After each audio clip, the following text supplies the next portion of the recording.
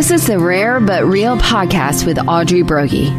Audrey is a pastor's wife, mother, and grandmother who will often be joined by her daughter and daughters-in-law as they discuss what it takes to be a woman of God in these challenging days. For years, young women have grown up with an indoctrination of what womanhood is and what it should be. Yet God still raises up real women in every generation who love Him and want to live for Him. They are rare, but they are real. And now, Audrey Brogy. Hey there. I am so glad that you all are joining me for the podcast this week. And I told you last week that I would be joined by two more of my granddaughters for this week's podcast drop. And I'm so thankful that Dorothy and Agnes are joining me today. And as we get started, and let me say this, because I love the fact that it's like a whole new generation of rare but real girls that are growing up. And I always love hearing the intro to this podcast when I hear Katie talking about what God's doing in every generation. And I love Psalm 100 because right at the end of Psalm 100, the scripture says, God is faithful to every generation. And so I'm just thankful for that. I'm thankful to have a part in the lives of Dorothy and Agnes and the rest of my granddaughters and my grandsons as well. But Dorothy and Agnes, why don't y'all say hello? And the first thing I would like for you to do is just tell everyone how old you are, okay? So Dorothy, hi. Yeah. Say your name and then say how old you are. Go ahead. Hi, my name is Agnes and I'm 8. Okay. And Dorothy? Hi, my name is Dorothy and I'm 10. Okay, I am so glad y'all are here. So, as I've done with your sisters and your cousins, is I have asked them about how they came to know the Lord and what they understand about the gospel and how that came about. And I would love to y'all to share that in terms of your life and how you came to understand what the gospel is. So, Dorothy, why don't you start, and then Agnes, you join and say whatever the Lord brings to your mind as you share about growing up brogy and growing up in a home where both your mom and your dad know and love the Lord, and they have instilled that into your lives. So, go ahead, Dorothy. Yeah, as you said, our parents know and love the Lord, and they've been really teaching us. And when we were younger, they would read us the picture Bible. And so I just remember they would teach us always how to pray and stuff like that. And so I just remember one night I was like really scared. Like I was just like really didn't want to go to hell. And that just happened lots of nights. And then one night I remembered to pray and ask God to make me not scared. And then I wasn't scared anymore. And I just started trusting Him more. Oh, that's so good. And I love the fact that you brought up the thing about hell because, Dorothy, I remember when I was a child being scared about hell. And, lots of times people don't even like to talk about hell anymore, but it's a real place.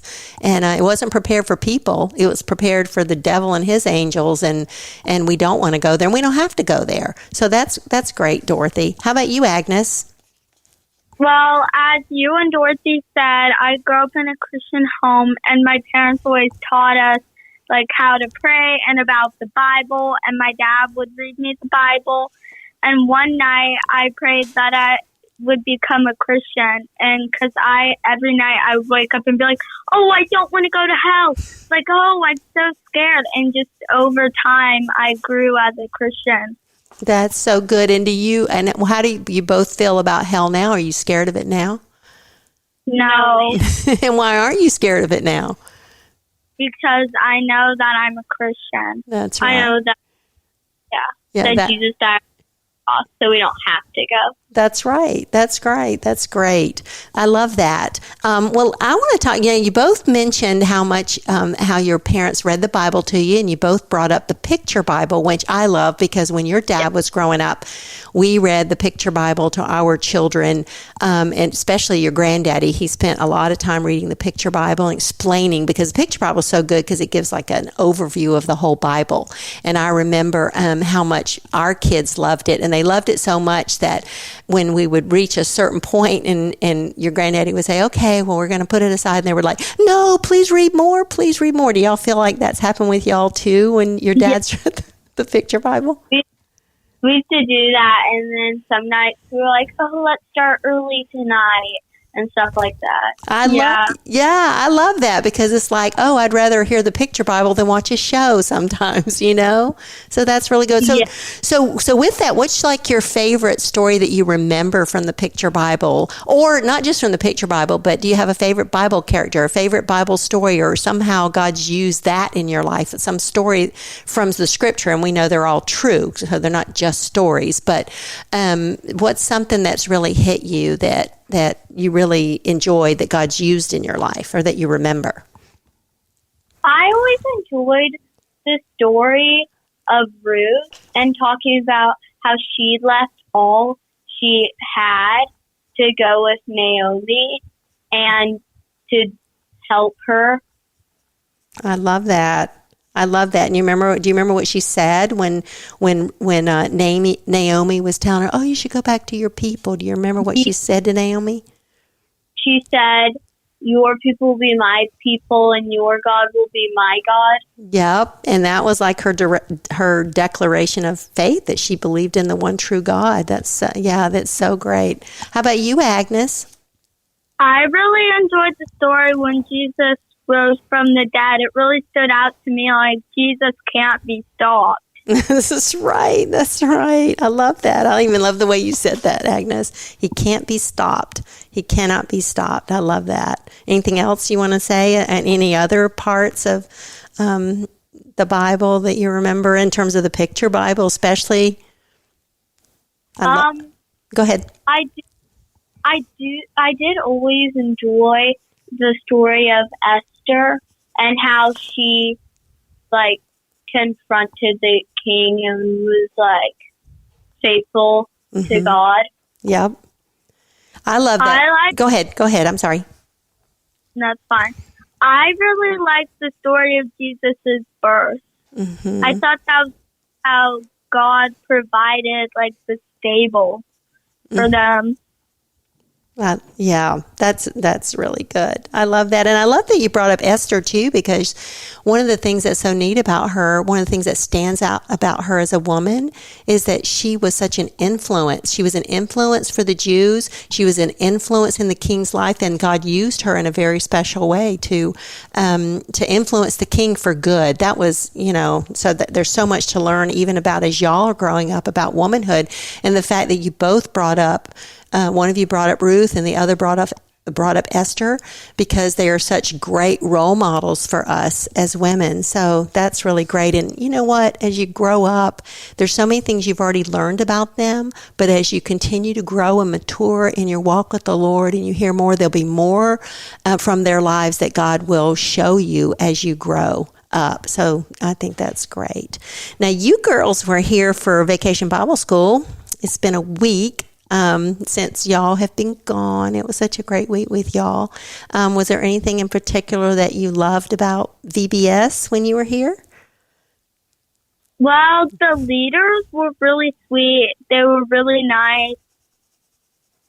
Yeah. Excuse me. That's okay. It's that stood out to me how engaging they were. And how they took off time so they could be with you and teach you the Bible. Yeah. How about being with all your cousins here at our house? There's sometimes I don't call it chaos. I forget. I should have written that down before I called y'all. But it's always fun to be with all your cousins, right? Yes. Yeah. It was the setup.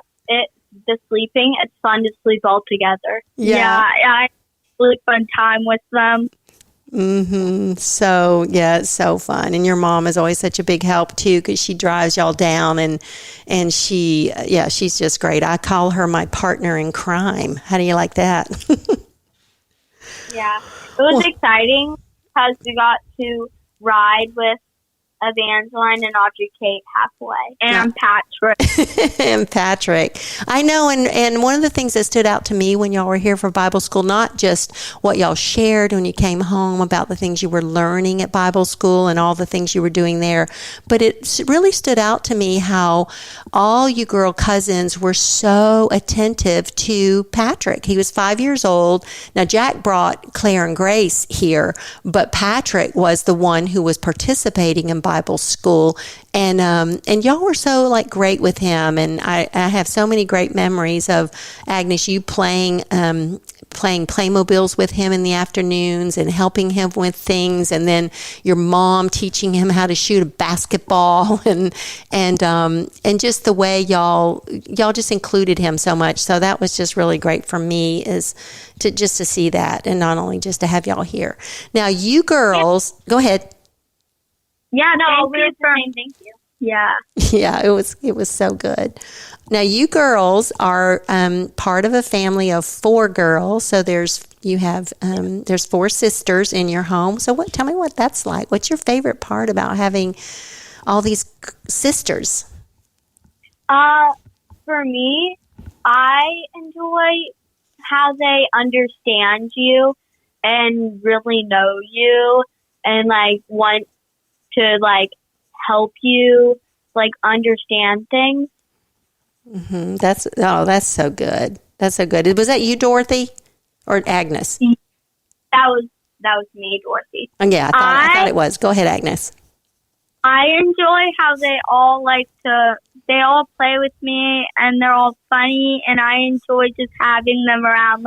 I can talk to them about anything. That's so good. I bet you ask them a lot of questions and look to them for advice. Do y'all do that with them, with your older sisters? Yeah. Yeah. I bet they. Let's say there's something going on with your friend's situation. Regularly after I hang out with friends, they're so how was it? How did your friends mix? Mm-hmm. And they care about your situation. Yeah. So they really care about you, not just, they just care about your life. That's and asking you about it. That's really good. Now, how about you girls are homeschooled? So tell me, what's your favorite part about that? Well, for me, so we go 2 days a week and the rest is home. Mm-hmm. I enjoy being able to see other people at school, but at homeschool, it's nice to go at your own speed during the day. Mm-hmm. And our mom really helps us. Mm-hmm. And also sleep in. And also what? You get to sleep in. Yeah, that's always nice. Well, the thing I enjoy about going to school is seeing my tutors, catching up with all my friends. And then for homeschool, it's nice just to be able to have my mom work on it with me, and if I didn't understand it a lot of school, that she would take some of her time and work on it with me. That's great. And now that it's been summer, you haven't had the same expectation during the school year. So what's been your favorite part about summer? Of course, other than being here for Bible school. But tell me about what you've been doing this summer. I know that y'all swim. But yeah, so tell me some of your hobbies, what you're doing this summer, and what that's been like. Well, for me, during the summer, I really enjoy going to the pool and in lakes and stuff.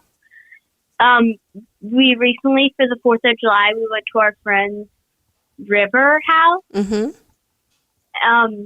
But this summer, we've gone on a lot of vacations. Mm-hmm. For example, on to South Carolina to your house. And And then y'all went to family camp too, didn't you? Or did you go there this year? Yeah. I thought you did. Mm-hmm. At Pine Cove, right? Mm-hmm. Yeah. Yes. Well, we went to a Clint Black concert on Wednesday night. That was really fun. Well, my personal hobby for the summer is missing swim team when I can. Missing it when you can? Is that what you said, missing it? Yeah. I love that. That's funny. That's really funny. Well, tell me about the cats. Y'all have 2 cats. Say their names and tell me what's going on with those guys. There is Samson and Pippin. Pippin's a bit large, and Samson barfs a lot.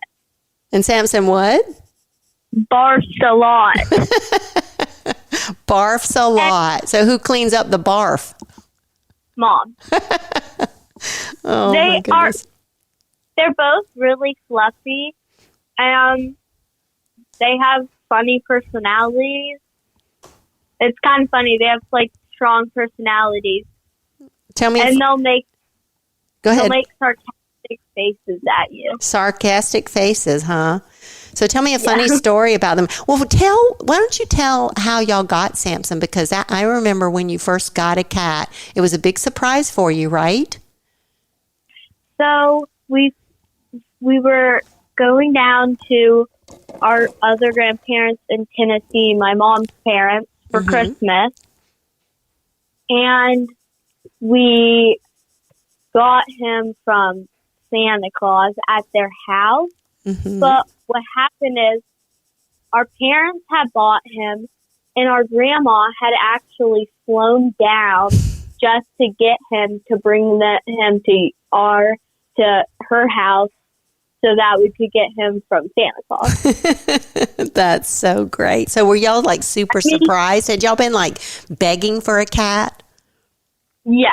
Yes, we've been begging for a pet. The funny thing, though, is they kept trying to make us believe that it was from Santa Claus. And we have photo albums, and they put a photo of my grandma holding our cat at the airport. So you knew you were too smart. You were too smart. You knew what was up, right? And I just remember they wouldn't let us in the basement because they were keeping him down there for a while. They were like, you can't go in the basement. We have Christmas presents down there. Oh, my goodness. Well, what about Pippin? Tell how you got him. Well, we also got him for Christmas the year after. And, well, it was, so I opened my Christmas present, and it was like a realistic-looking cat. And there was a ribbon, stuffed animal cat. And there was a ribbon around his neck with a little note on it that said, like, you can pick out a new cat. The funny thing I always thought was the cat we picked out looked exactly like the stuffed animal cat. Oh, wow.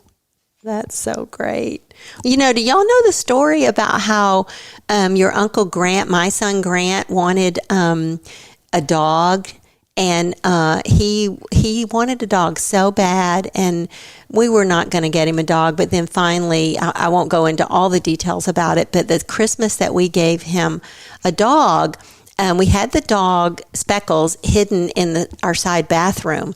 And then when Grant was opening up all of his Christmas presents from his siblings, he would there would be a dog collar, there would be some dog food, there would be a leash, there were all these things for dogs, and he would say, but I don't have a dog. And your dad and your Uncle Jordan and Aunt Grace Anna, they would say, well, this is for when you get a dog, because we know you want a dog. So we thought we'd go ahead and let you be all prepared so that when you get a dog, you'll have everything that you need. And then, of course, after he opened everything and he's just like, this is really neat, then we escorted him to the side bathroom where he saw his dog. So I don't know if you ever knew that story, but it's really a sweet story. And then we, of course, had Speckles for a long time. So he was 5. Your Uncle Grant was 5 years old the Christmas that he got Speckles.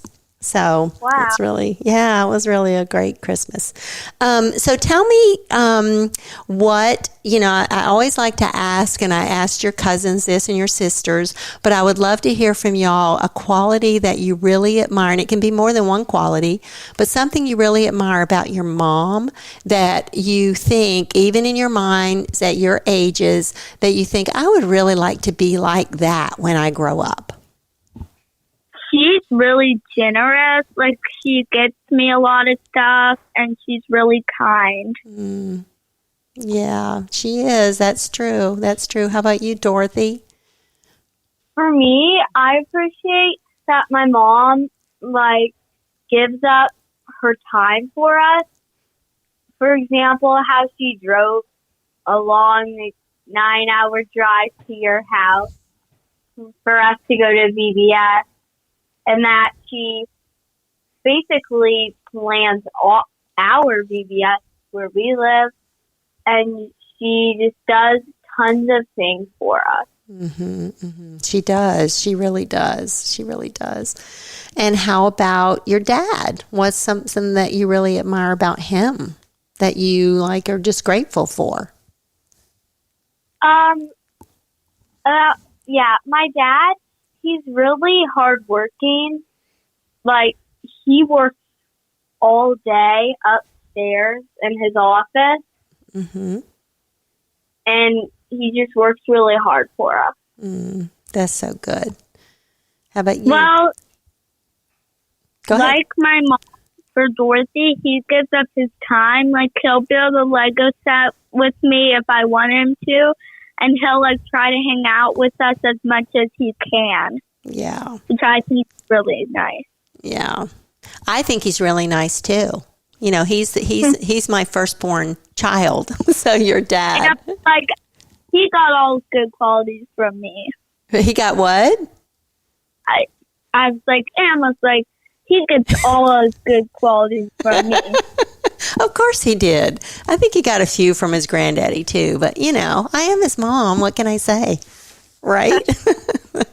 But that's so good. And one of the things I love about you both saying that is you recognize that your dad is a hard worker, and God's created men to provide for their families, to protect their families, to go in the world and to work hard.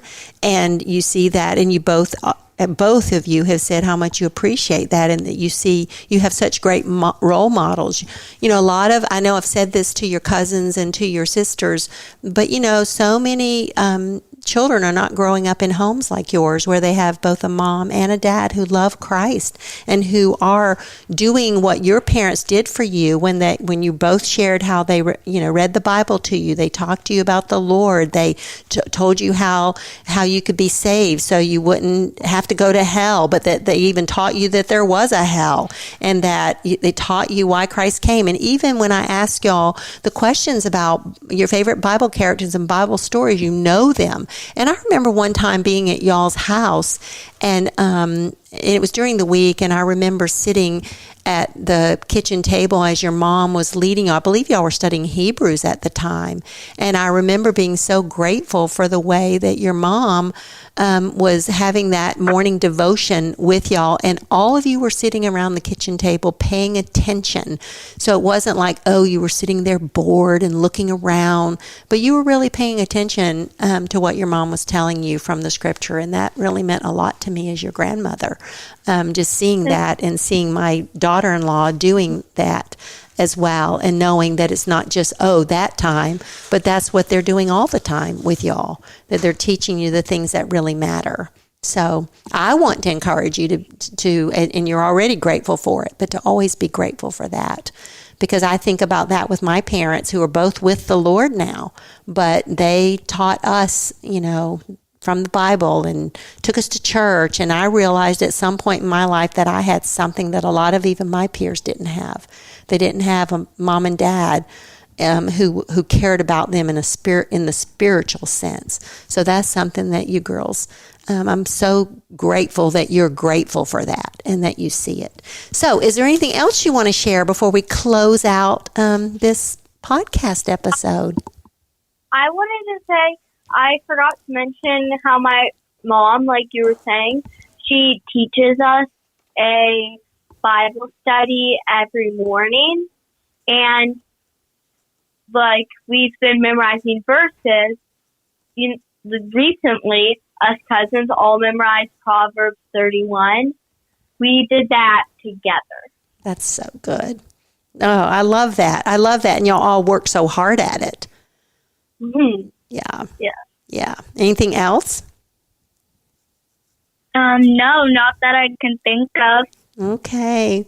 This has been so fun talking to y'all. I love hearing. I mean, any other little funny stories? You want to tell a funny story about anybody in your family that not embarrassing, but just funny? Anything comes to mind in that realm? Well, one time we were at Starbucks playing Jenga, and Lois had a chocolate frappuccino, and I left the Jenga box on the ground, and she had taken the lid off her frappuccino to eat the whipped cream off of it, and she tripped over the Jenga box and splashed her frappuccino all over the walls, and it got on the furniture and the floor and the walls, and this man with his laptop and his white shoes and his backpack. Oh, wow. Got all over that stuff? One of the funniest things is my mom went back to Starbucks like a long time after, and they're like, do you happen to be related to someone named Lois Brogy? And what did your mom say? Oh, no, I don't know her. I don't know. So how did it happen? Was the man that it got on his computer, was he like, oh, it's okay, or what? So I guess that was okay. I'm sorry, what'd you say? I said he was super apologetic. Aw, but that is funny. Things like that happen in big families. All kinds of little funny things like that, where sometimes you're embarrassed, sometimes things just happen. So, yes. and you remember that. So, well, let's as we close out, what I would love it. I always like to close out the podcast with a prayer. So, if you girls don't mind, if each of you would just thank the Lord for our time, and then and maybe I'll have you on another time. Okay? Yeah, I'll start. Okay. Dear Jesus, thank you that we could record this fun podcast.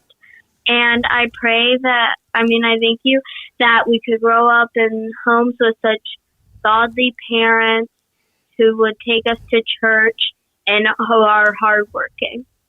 Dear Lord, I thank you that we could have the time to do this podcast with Emma, and that we could share the gospel with other people. In Jesus I pray, amen. Amen. Thank you, girls. Bye. Bye. If you enjoyed this episode of Rare But Real, be sure to subscribe so you'll be notified when a new episode is posted. And share this podcast with friends. Follow Audrey on Instagram and Facebook at Mothering from the Heart. And listen to all her messages on the Search the Scriptures app.